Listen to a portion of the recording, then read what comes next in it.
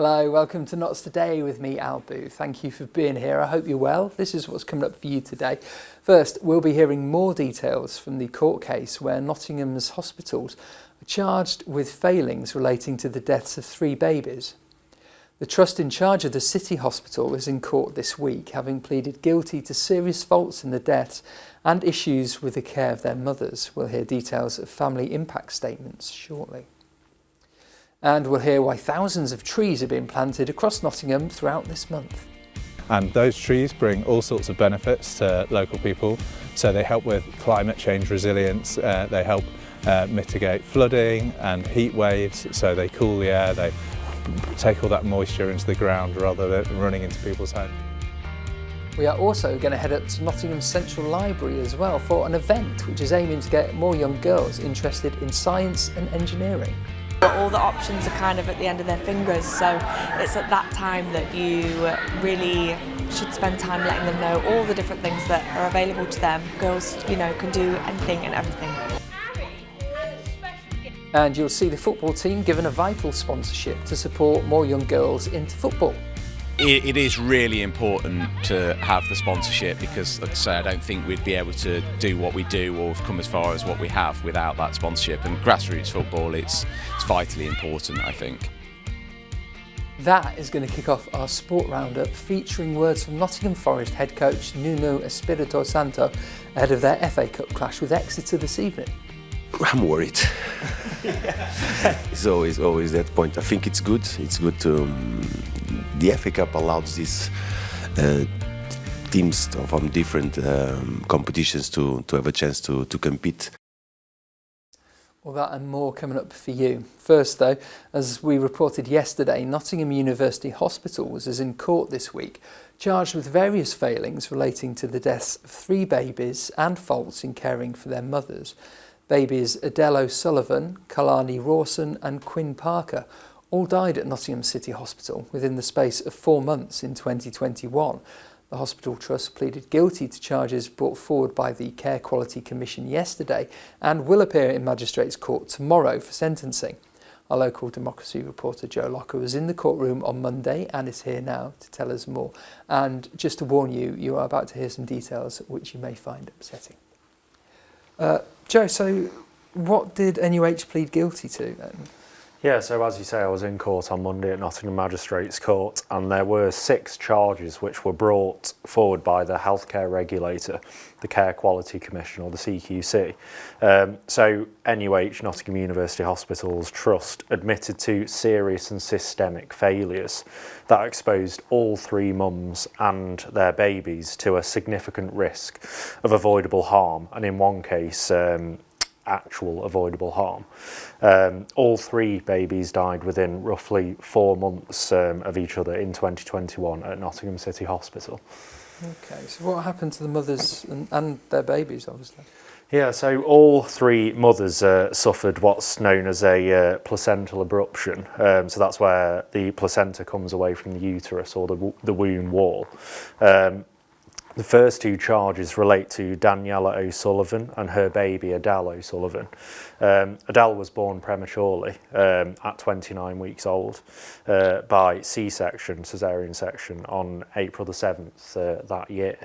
The court heard that there had been delays, there had been missed opportunities, and it should have been identified that Mrs O'Sullivan was in labour sooner than it was. Adele died at 26 minutes old due to a lack of oxygen at birth. The 2 further charges relate to baby Kalani and his mother Elise Rawson. Baby Kalani died on June the 15th at 4 days old. And the court heard that, the trust accepted that immediate escalation of baby Kalani's condition should have taken place, and that monitoring was poor from the outset in his case. And the final charges relate to Emmy Studenki and her baby Quinn Parker. Miss Studenki went to hospital 4 times before Quinn was born on July the 14th, and he sadly died 36 hours later.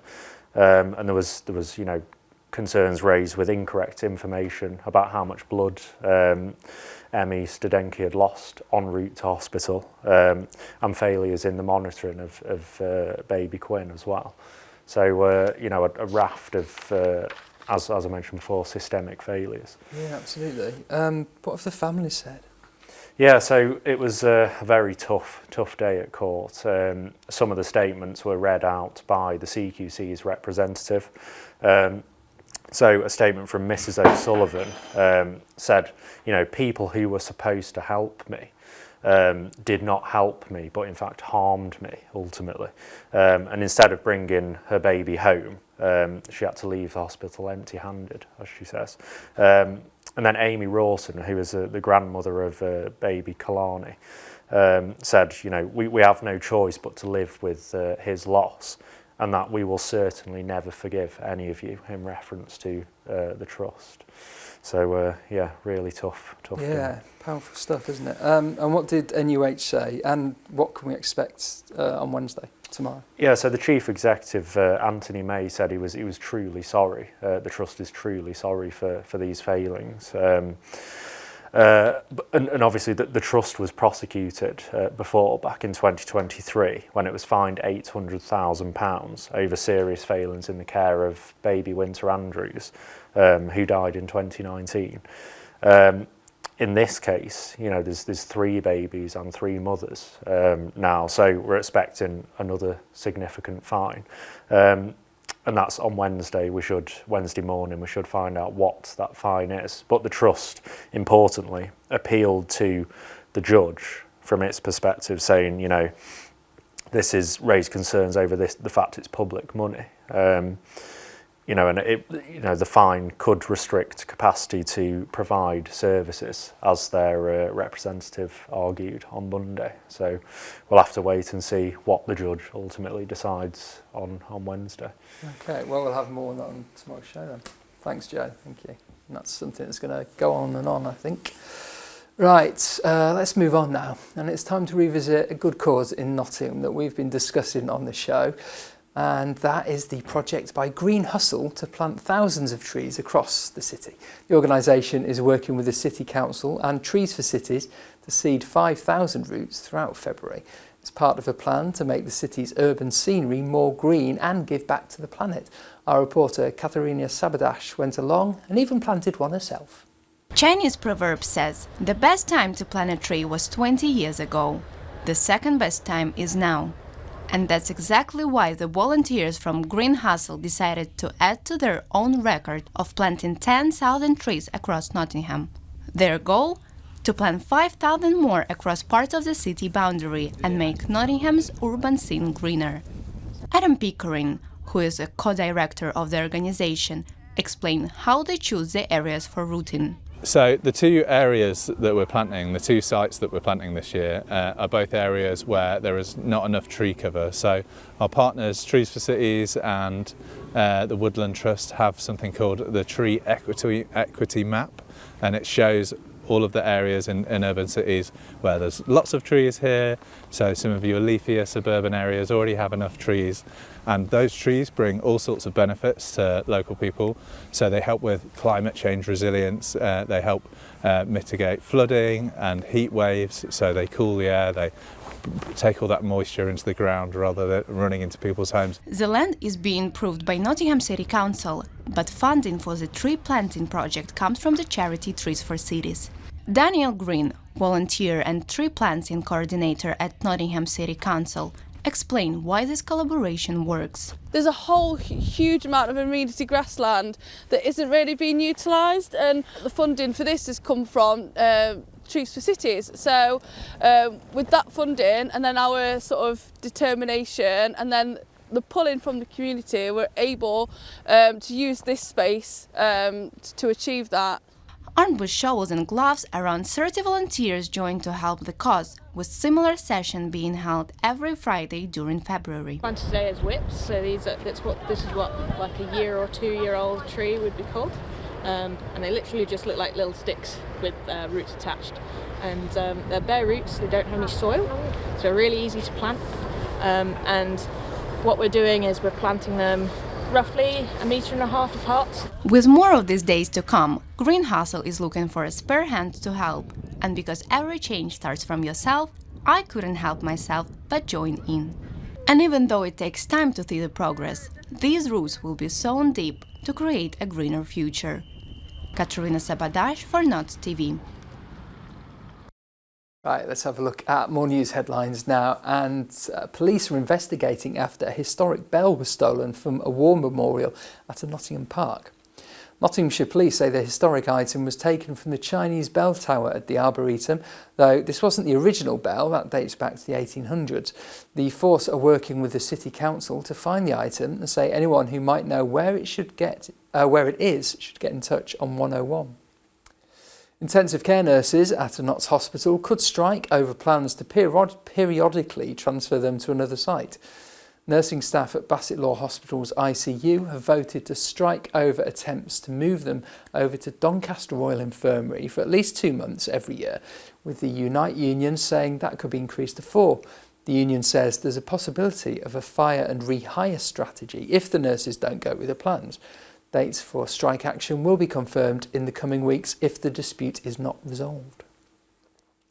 Right, coming up, you are going to find out from the Nottinghamshire Wildlife Trust about a project that supports vital habitats along the Trent Valley, and also we've got a sports roundup, Forest are down in Devon tonight, and sponsorship for a local girls team. It's all good news.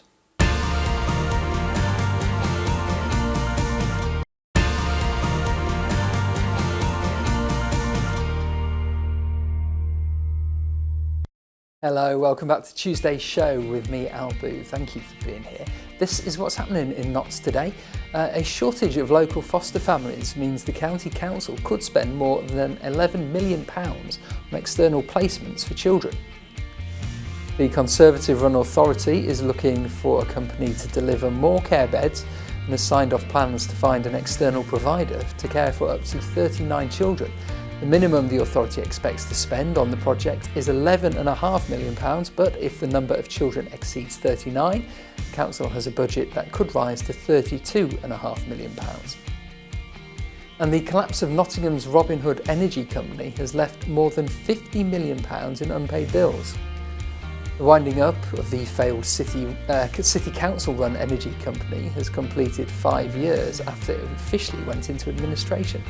In the final round-off, there were 347 claims of owed money to individuals and companies, which amounted to £67 million, but only £13.7 million has been paid out, and that means £53 million will go unpaid by the failed energy firm.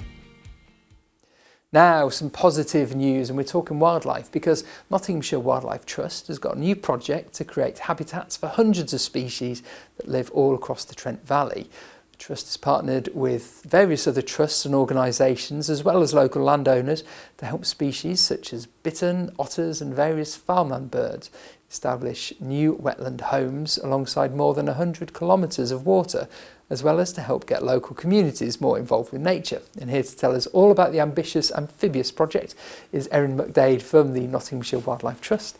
Erin, thank you for coming in. It's great to have, like we were saying, great to have some good news. It really is. It's so good to be here. Always glad to be here, but it's good to be talking about positive investment in nature recovery. There's so much doom and gloom around. There's so much threat to nature, but here we are able to talk about wonderful collaboration through DEFRA Species Survival Fund. So this is government money going into nature recovery here in Nottinghamshire.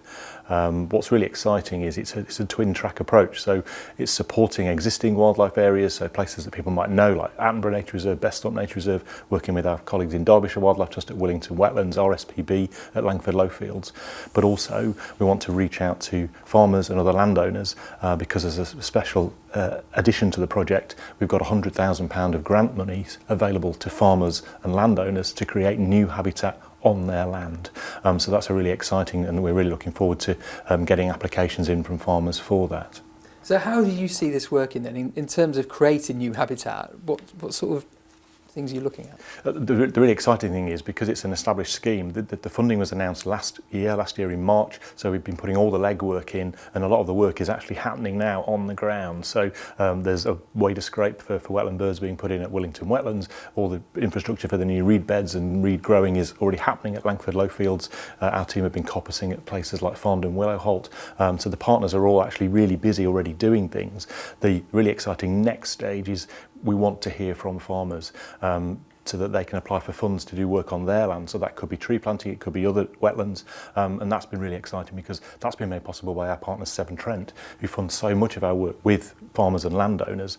So having that funding available, so that there are criteria clearly, but so that farmers don't have to jump through quite so many hoops. We know so many farmers want to help create and restore nature, and here we have £100,000 available as part of this near £1 million programme. So it's just so exciting to be in this position, and we really do want to hear from farmers. I was going to say that must be the thing, is it? When you are a farmer and you do want, obviously you've got to earn a living, but you want to be sustainable in so many ways as well, and there are loopholes as we know.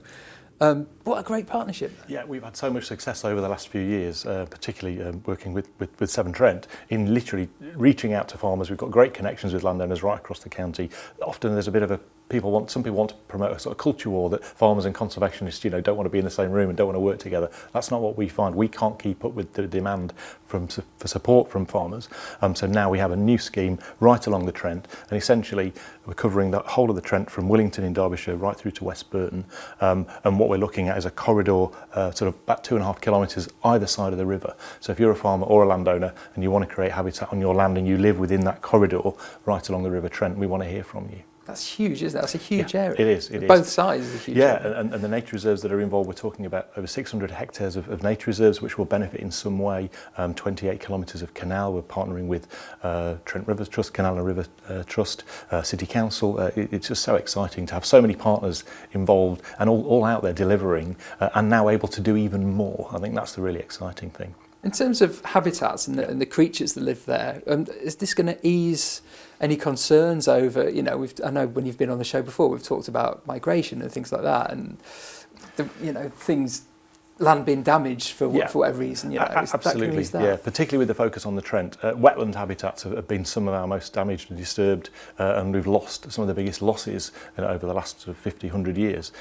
So actually to be able to be focusing on creating wet woodland, wet grassland, reed beds have been a priority habitat for Nottinghamshire for decades. So this gives an opportunity for even more reed bed, which will benefit, you mentioned in your intro, species like bittern, reed warbler, willow warbler, a lot of the birds that will be migrating back here over the next few weeks and months, and they want to land in the reed beds. So it's great, and obviously reed beds then support the dragonflies, species like harvest mice. So it is really everything from the insects right through birds and mammals, as well as all the wildflowers. So it's just great to be looking at it on a sort of landscape scale, right across the Trent.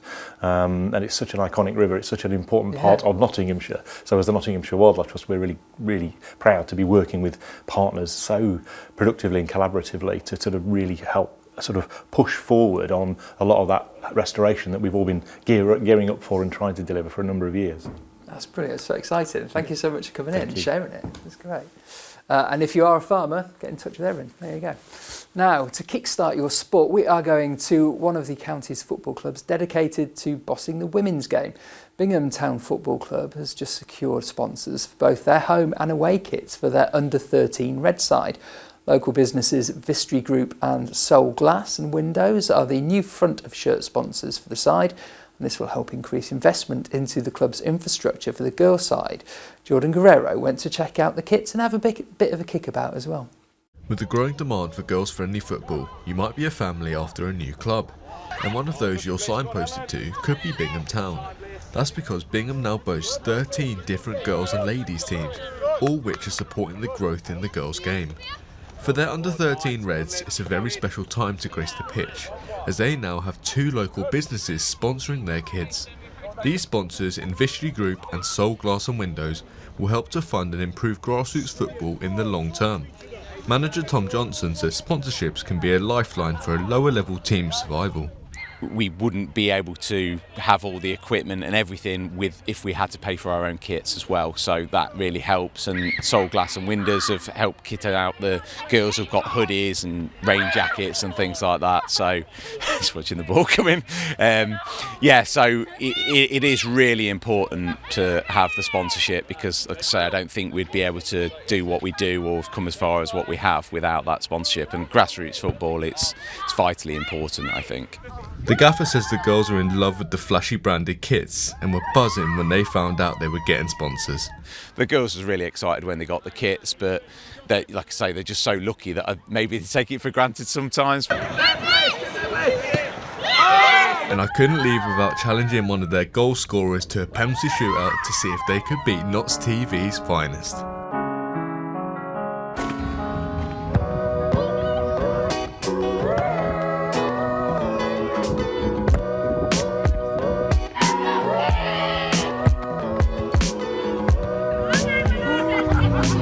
So I did win the penalty shootout, but I'd say it's probably a lucky win. And I'd say you're the real winners anyway, because you've got the unreal sponsors you get to wear all the time. Actually, I can't let you win because you're new. Oh really? Yeah. Oh, is that how it is? Oh well. That was brilliant. Right, let's stay with sport and we'll go to Forest. They're in FA Cup action this evening at Exeter City, and they know a win in Devon will book them a fifth round clash with Premier League strugglers Ipswich Town at the City Ground. Speaking ahead of tonight's game, head coach Nuno Espirito Santo said it would be good for his side to put on a healthy cup run this season. I'm worried. It's always that point. I think it's good. It's good to the FA Cup allows these teams from different competitions to have a chance to compete. But I'm looking forward in the aspect that I think it's a good moment for us as a squad to take advantage of this game, reward the players that are working so hard and don't have minutes. At the same time, bring everybody that we want to bring to the last games of the competition.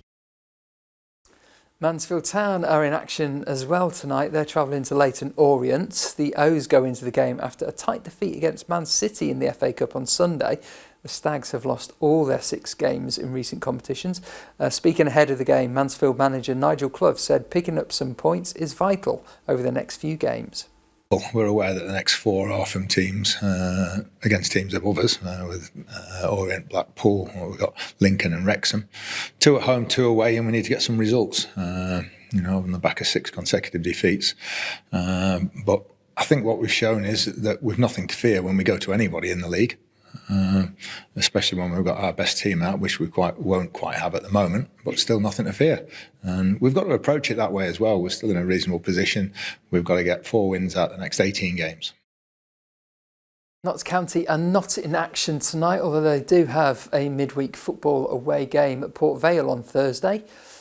The Pies are currently second in League 2 after another strong win at the weekend, beating Morecambe 2-0 at Meadow Lane. Their game away against 6th place Port Vale, who are also on a strong run of form, is being shown on TV on Thursday night. Kick-off is 8 p.m. for that one. Right, picture the daytime now. A lovely nighttime shot of our own council house, lit up purple thanks to Coops. That captured by Coops. Weather, we've got overcast clouds and all that for the next few days. Tomorrow's temperatures reach just highs of 6 degrees, but it should be dry. They'll drop down to 2 into Thursday, when again temperatures reach highs of 5. Right, on the way, I'll tell you where you can go if you fancy going out tonight.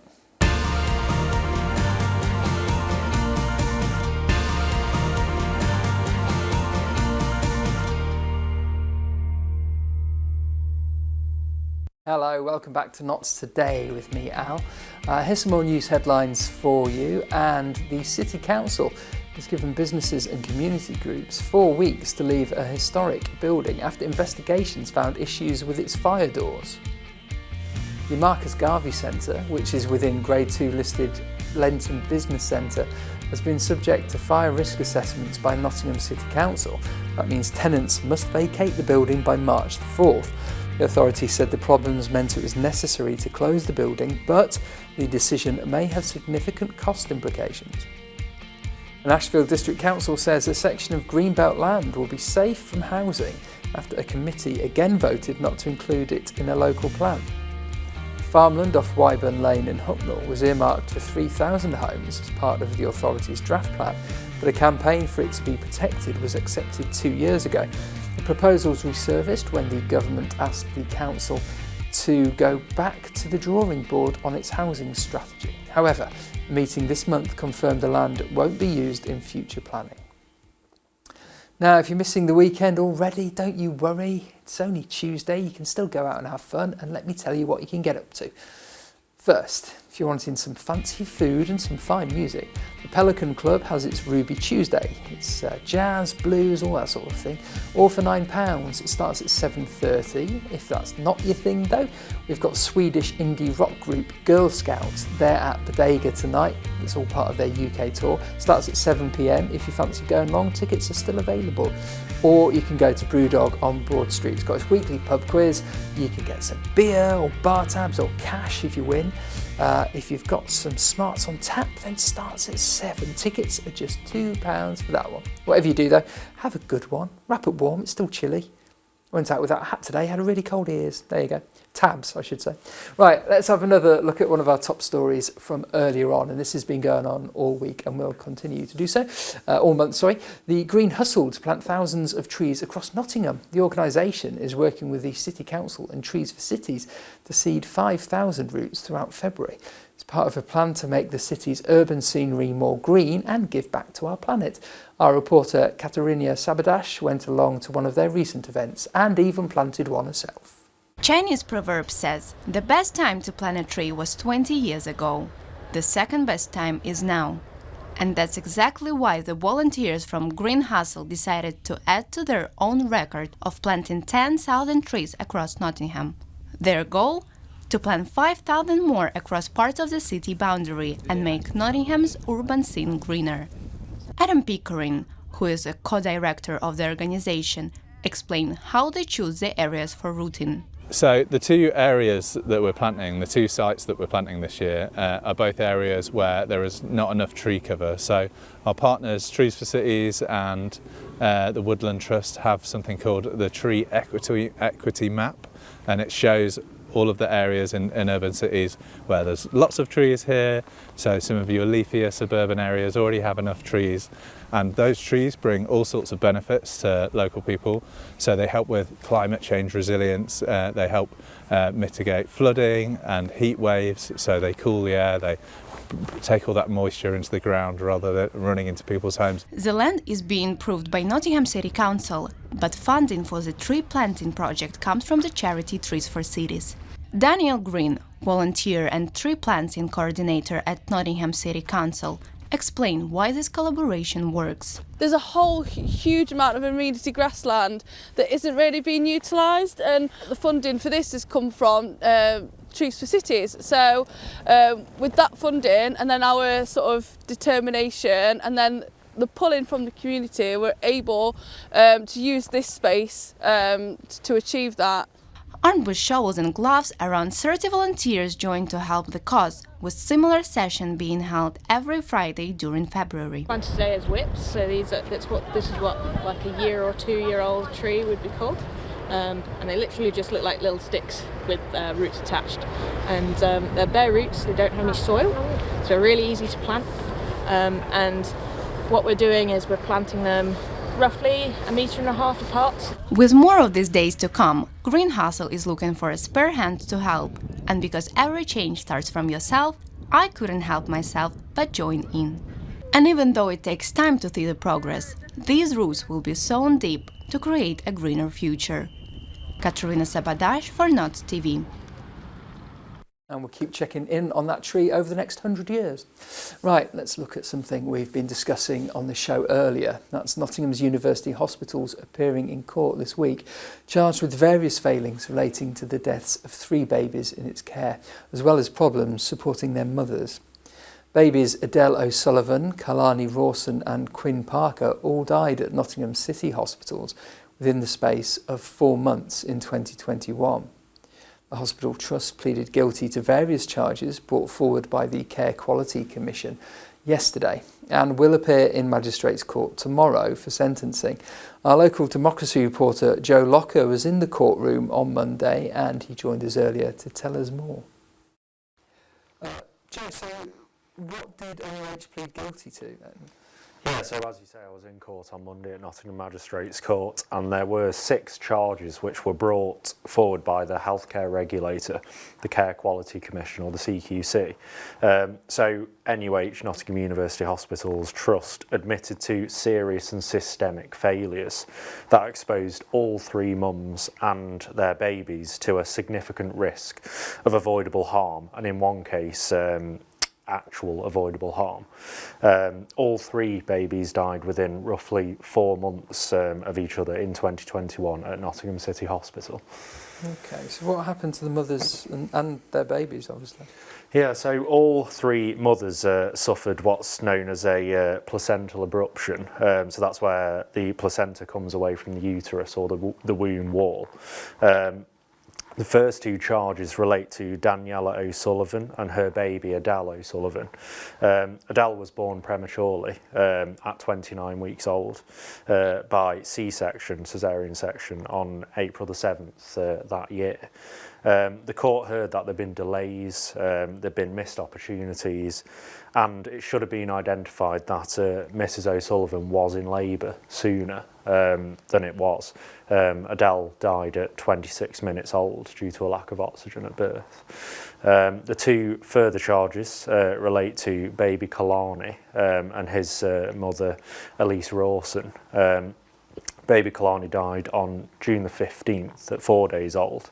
And the court heard that, the trust accepted that immediate escalation of baby Kalani's condition should have taken place, and that monitoring was poor from the outset in his case. And the final charges relate to Emmy Studenki and her baby Quinn Parker. Miss Studenki went to hospital 4 times before Quinn was born on July the 14th, and he sadly died 36 hours later. And there was concerns raised with incorrect information about how much blood Emmy Studenki had lost en route to hospital, and failures in the monitoring of baby Quinn as well. So, a raft of, as I mentioned before, systemic failures. Yeah, absolutely. What have the families said? Yeah, so it was a very tough day at court. Some of the statements were read out by the CQC's representative. So a statement from Mrs O'Sullivan said, people who were supposed to help me did not help me, but in fact harmed me ultimately. And instead of bringing her baby home, she had to leave the hospital empty-handed, as she says. And then Amy Rawson, who is the grandmother of baby Kalani, said, we have no choice but to live with his loss, and that we will certainly never forgive any of you, in reference to the trust. So, really tough. Yeah, powerful stuff, isn't it? And what did NUH say, and what can we expect on Wednesday, tomorrow? Yeah, so the Chief Executive, Anthony May, said he was truly sorry. The Trust is truly sorry for these failings. And obviously the Trust was prosecuted before, back in 2023, when it was fined £800,000 over serious failings in the care of baby Winter Andrews, who died in 2019. In this case, there's 3 babies and 3 mothers now, so we're expecting another significant fine. And that's on Wednesday. Wednesday morning, we should find out what that fine is. But the Trust, importantly, appealed to the judge from its perspective, saying, this is raised concerns over the fact it's public money. And the fine could restrict capacity to provide services, as their representative argued on Monday. So we'll have to wait and see what the judge ultimately decides on Wednesday. Okay, well, we'll have more on that on tomorrow's show then. Right, let's take some more news headlines now. Police investigating a street robbery in Worksop have arrested 2 suspects. Officers were called to Priory Mews just after 11:30 on Saturday evening, February the 8th, after receiving reports of a woman being targeted as she walked home. The victim had her bag snatched before being kicked and offenders fled. Now, detectives say they've arrested a 39-year-old man and a 35-year-old woman on suspicion of robbery, but they've also asked for anyone with further information to get in touch on 101. 3 police dogs have been praised after they helped to chase and sniff down 4 suspects in the space of 24 hours. Started with police dog Max tracking down a man committing criminal damage in Nuttall, and then another suspect was found lying by police dog Rocket in a hedge in a Carlton garden. 2 teenagers were arrested for suspected theft after being found by police dog Rambo. That was in Bulwell. Nottinghamshire Police say the 3 incidents happened between 7:30 on Saturday evening and 4:30 p.m. on Sunday. Now, still to come, we're heading to an event encouraging more young girls to get involved with science and engineering. It involves a disappearing whale. And we're also meeting some other inspiring young girls as well. They are representing GB at Ice Skating World Championships. They're here next.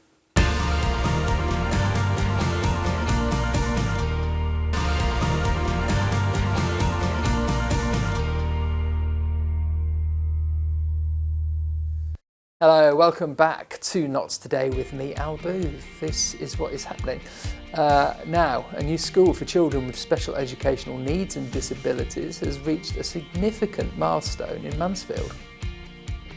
The Horizons Academy is being built on the site of the former Ravensdale School and will have capacity for 160 pupils between the ages of 7 to 19. It's a £30 million project which is part of a wider programme to create nearly 500 new SEND places. County Council says the building's main structure and roof have been constructed and it's expected to open in September 2026. Sticking in Mansfield, police say targeted efforts to stop repeat offenders and clamp down on organised crime gangs means shoplifting reports have significantly reduced. Nottinghamshire Police has 9 criminal behaviour orders against persistent shoplifters, either banning them from entering the town or doing actions like entering shops with bags. They've also taken steps to address organised criminals entering the district by car and said it's all led to the number of shoplifting offences falling by nearly 40% in the last year. Now, you may already know this, the Nottingham's Festival of Science and Curiosity is back this weekend and it's its 10th anniversary. The week-long festival ranges from robot-making workshops to inflatable planetariums, but the festival has also funded additional warm-up events. Earlier today, Nottingham Central Library welcomed award-winning author and conservation biologist Emma Oldham to tell Nottingham's future scientists a very important story, and Lucy Marshall went along to listen. February the 11th, 2025. You might think it's just another boring Tuesday, but today is actually International Women and Girls in Science Day. To celebrate, Nottingham Central Library opened its doors to some tiny people with some very big ideas. Conservation biologist and author Emma Oldham paid a visit to tell a very important story to a crowd that might one day be scientists themselves. So when I actually started writing this story, it came out in, the whole thing from start to finish came out in about 12 minutes, it was bubbling away. And I felt it was very important for children to be the anchor of that story and for them to see their place in all of this in a positive light and how they can use their skills and voices. The Whale Who Disappeared tells the story of 6-year-old Ari and her mission to get the Prime Minister to save disappearing sperm whales. I think stories really push the boundaries. They can, really inspire children to imagine. They can see their place in the world. This is a gorgeous environment to bring children to pick up books, to dream, to picture their place in the world, and just whatever a child is good at. You don't have to be a conservation biologist, a scientist to make the world better. Today's session also involved a crafts workshop where the artists created their very own fishy friends. Whatever their future careers hold, today's event was about inspiring little ones to dream big. Georgina Wilding organised today's event and is keen to make sure that the key messages last beyond the celebrations. So the library yearly hosts the Festival of Science and Curiosity. So they come in and do a big takeover with us, and we have science experiments all over the building. I think young children are really at that phase where they're very mouldable, the world is magical, all the options are kind of at the end of their fingers. So it's at that time that you really should spend time letting them know all the different things that are available to them. Girls, you know, can do anything and everything. Whether they end up exploring the seas or lobbying the Prime Minister. For today, these little ones had a whale of a time at home. Lucy Marshall for Notts TV. Now it's time for our final guest of the show, and to say they're pretty cool is an understatement, because they've just been selected to represent Great Britain at the World Junior Synchronised Skating Championships next month on the ice. That's why it's cool. Icicle's junior skaters are mostly made up of secondary school or college students from across the East Midlands, but they're committed in a huge way, actually. They train 4 times a week at the National Ice Centre, and now the award-winning and record-breaking team is representing Great Britain for the 10th time as they face off against other international teams in Sweden. Captain Neve Whiteley, Vice-Captain Zelda Harrison and Lily Mills are all here now. Thank you for coming in. You look like you've just come straight off the ice as well, apart from the no boots on, which is good. Congratulations, first of all. So let's go through each one of you. How did, Neve, first of all, how did you get into it? So I started skating with my family. We all started together. We just did a course to learn because my mum wanted us to know a bit before we went on properly. And then I was just like, please, please, please, can I carry on with this? And then I kept going. And then it was one of my friend's sisters did synchronised ice skating. And so we went to the British Championships. I saw that and thought, wow, it's just amazing. And that's what got me into synchro. Wow, that's what you want to do. And then you did it. That's amazing. Yeah. Zelda? Yeah, I started skating when I was about 10. I was just doing lessons, but some of my friends actually did synchro, and so I just heard about it so much from them and they loved it, so I went to go and try it out. Okay, and now you're going to the championships as well. This is making it sound so easy. Lily, what about you? What's your story? So I had roller skates. I used to play hockey on the road with my neighbours because one of them used to play ice hockey at the rink. And then I started Skate UK with one of my neighbours. And then one of the coaches just came up to me, asked me to try out, and I gave it a go, and here we are. And here you are at the World Championships, brilliant. It's so simple. I'm just saying my kids, I'm like, all you have to do is turn up, apparently. You can like go to Sweden and represent your country. So is this the first time you've done something on this level? This is my 4th World Championships. I've been to 1 junior and 2 senior World Championships, but as a team we haven't been for the past 3 years, we haven't been to the Junior World Championships, so it's the first for a team, for our team to go. So you must be so close, I guess, at kind of the age you are, and to be a team to all go in this. Is it a group of friends as well? Yeah, I'd say definitely. Like, we see each other, like you mentioned, 4 times a week, so we see each other a lot, and just going to competitions, like travelling internationally, it's just amazing. Yeah, you really get a tight bond. Really bond, yeah. So let's talk about the training then, because that in itself is quite a lot. But who's at college? Who's at school? Where were you? So me and Zelda are both in college, and then Neve has a job. Work. You work as well. Yeah. So do you finish college in the day and work in the day, and then go and train? Is that how it is? Yeah. And what's the training like? It's a lot of training. We do a lot of independent training as well, because in the UK there's not much ice availability, so we try to get in as much as we can individually to be stronger skaters, and a lot of off-ice work as well, a lot of strength training, running, stretching, everything. It's definitely, it's a lot. So synchro is, I mean, the skating anyway is hard for anyone who is not particularly good at it, but the synchro, I mean, where does the choreography, how do you start going to learn about a routine and stuff? So we have camps in early June, and we have a coach from Finland, and she comes over and she starts making our programs for us, and we have a lot of hours over a few days, and then we develop them over the months, and then November we start competing them and showing them off. And it comes together very quickly because we train a lot to get it together, and our coaches, they add in stuff and everything. So Okay. Do you get a say in how the dances are? Sometimes when it's like small pieces of choreography, or if something's not feeling comfortable for us to skate, but a lot of the time we just get given the steps and we work them until they work perfectly. So So they work perfectly. Amazing. No, that's the attitude, isn't it? That's why you're going to where you're going. And when does it all take place? What's the next steps from here, between here and the championship? Well, we've obviously qualified, and that happened the British Championship and our previous international competition at Dresden, and now we've just got about a month, and that's just about training as hard as we can, and we have one last competition in Sheffield, just actually the week before we go. And then we're off. And then so when you get there, then are you is this I know you've experienced similar to it, but is this kind of really the pinnacle so far? Yeah, you're competing against the highest level teams. It's so inspiring to watch them all. They're going so fast, so strong. It's amazing to see how they train off the ice, how they train on the ice, and yeah, this is the best. How do you train off the ice? Do you just practice on a wooden floor? Or? Kind of, yeah. You practice the positions, and you practice holding on and the arms and everything, because there's a lot of choreography, ignoring all the feet and stuff like that. Everything's going on. So yeah, there's a lot to practice off the ice. We do lifts and things, and you definitely want to practice that off the ice before you get on. So it's all about strength training and flexibility. When we start training lifts initially, we also have to wear helmets as a safety precaution, because they are above your head. Yeah.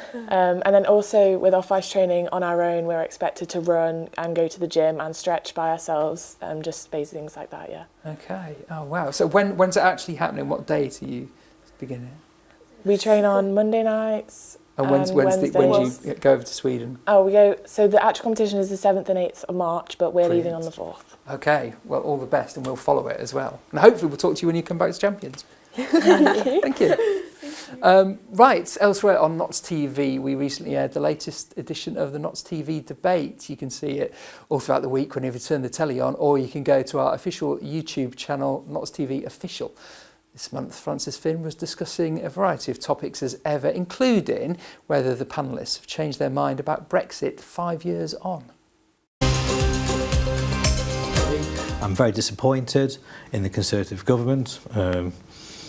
Very disappointed. They had the baton and let it drop. Is that not just because it was a very bad idea? No, not at all. It was an unachievable. There's no political will, and what we've seen is a backlash from the electorate. Hence, they're dropping their support for Conservatives and Labour and giving it to a party like Reform, because people want to believe in this country and its independence. I believe they know it can go on to do good things. We've been let down by a political class. Just your reflections on Brexit before the break. Well, I wish we were still in Europe, but Europe under our terms. They were trying to run too many things. We should have, we had enough power to say, hands off, we'll do our own legal thing, thank you. But we want to have a common market. That's what it was meant to be, a common market. Absolutely. And when it was like that, I vote for we're staying in Europe. Bye. Icicles Juniors there, just going. By the way, if you're interested in backing them so they can get to Sweden, you can go on the Icicles Junior Instagram page, and they've got a just giving. There you go. Right, shall we have a look at our picture very again? Council House, look at this, lit up beautifully. Oh no, I'm not going to see that because the icicles. It was a beautiful shot, I'll show you tomorrow. I'll see you soon, bye.